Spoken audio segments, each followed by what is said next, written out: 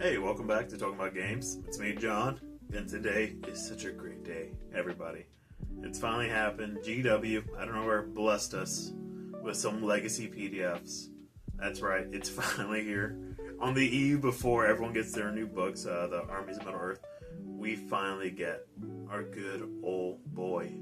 Maher, Goroth Ironskin, and just so much more.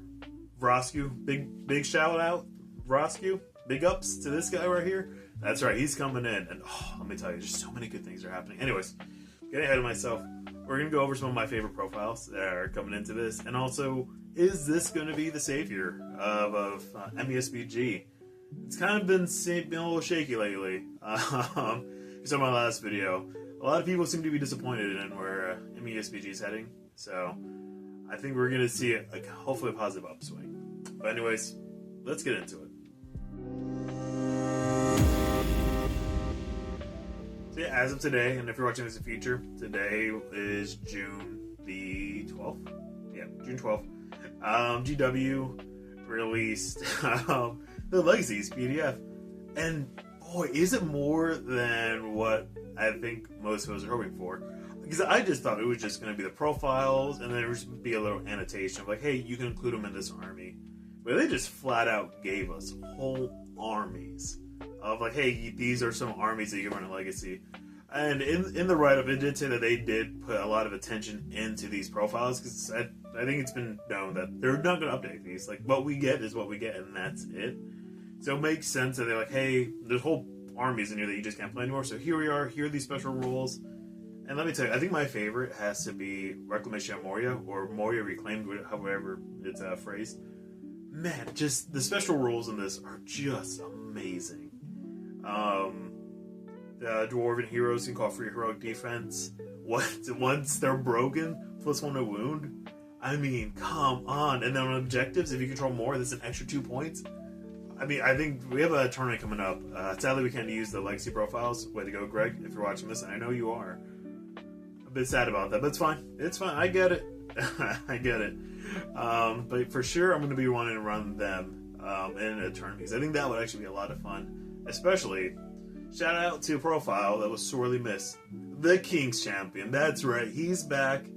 Effectively runs the same. It gets a plus defense. They did add a word that if you're running multiple King's Champions, the Herald, like multiple Herald, it has to be the same Heralds that he comes with. It can't be different ones that give him the bonus. But yeah, King's Champion is back. Still 3 attacks. Still strength 5. Just so good. I'm so glad that GW did this. And a big caveat to this is going to be the fact that it's all going to depend on your local scene if you can even run these. Now, of course, as the GW said, play these in your house, no problem. You want to play with friends, want to do some narrative scenarios, by all means do it. But at official GW events or GW sponsored events, these profiles will not be able to compete. So that kind of sucks. Here in Texas, I think it's kind of everyone's kind of agreed that we are going to be doing Legacy profiles. So if you're here in Texas, you want to come to a tournament and you have some old models, by all means, bring them down here. The next battle report, by the way, FY, is I'm looking for. I can't tell you who it is because it's going to be really funny. I'm hoping, or be really sad. I don't know. But I'm definitely running Lurtz's Scout with Maher. So that's right. Let's get into Maher is back. My boy is back. Still 3 attacks. Still movement 8. He can go on Lurtz's and Ugluk Scouts. I'm so happy he's here. He has a new special ability that you can choose to subtract 1 to your dual roll.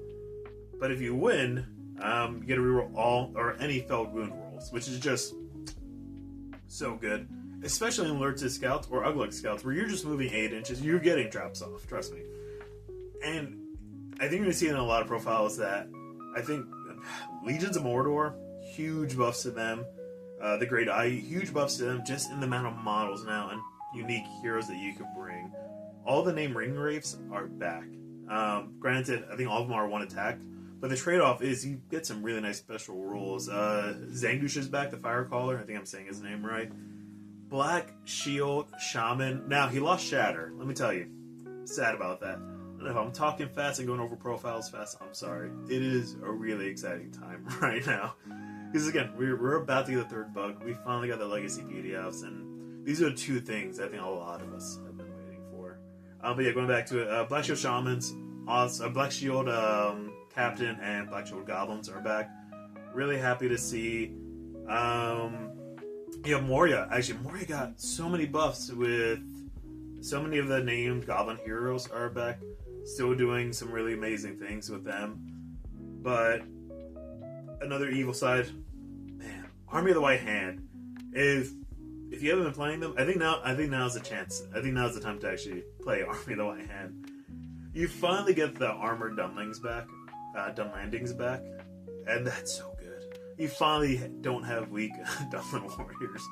Not only that, you got Goroth and Thryden back. Just so good. Goroth, free heroic defense, 3 attacks, strength 5, just so good.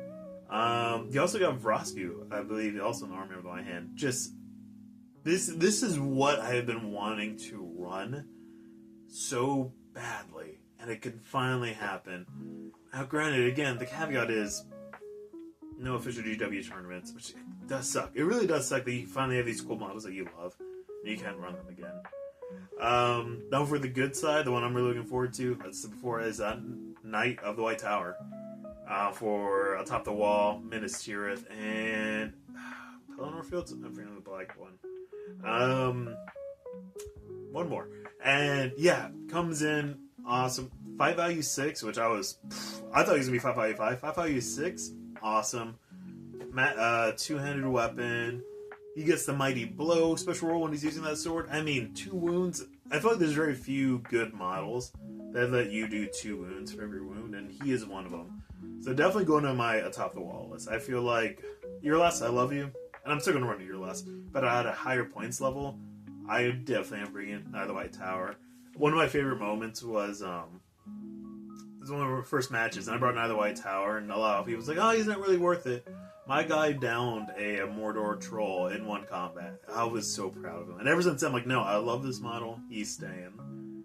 And of course, we got a whole bunch more for Rohan. I'll be honest with you, I'm not a Rohan player. I don't know, they just never really seem to interest me, all cavalry units and stuff like that. So I know a lot of people are happy about these Rohan models. Me, I take them or leave them. But then we get some dwarves, and we get Balin, and we get Flowey, and man, just so happy to have these models back, and want to run a Kingdom of Khazad-dûm and a Balin Expedition unit.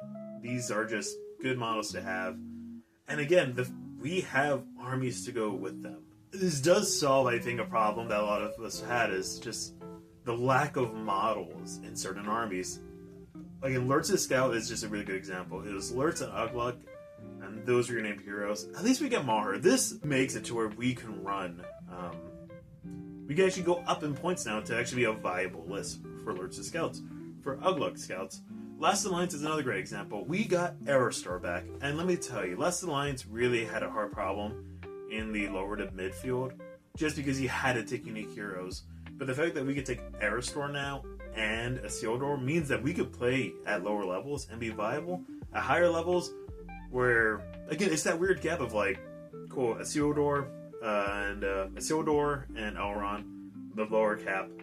And then there was a big gap if you wanted to bring some other heroes besides that named Elf Captain, but now, or a Numenor Captain. But now, you can bring Aerostar and still have a great model. Still causes terror. Reroll ones, which is sad. He did get a little bit of a nerf. I wish he could have been rerolling everything like before. But rerolling ones is fine. But again, it's just nice to have him back. Nice to have throwing weapons in there. And another elf model to hopefully just roll a 6 and be great at killing some people who charge into him. But yeah, I think this, whether it be Dunlin, I know Khan finally got their people back, which I know people are happy with. Moria is going to see I think in local leagues, I think Moria is going to be a huge one now. I think a lot of great models, a lot of cool bonuses and dragons, and yeah, it's going to be, right now is a great time. If you're kind of on the fence on joining MESBG, I think now is a great time to actually jump back in.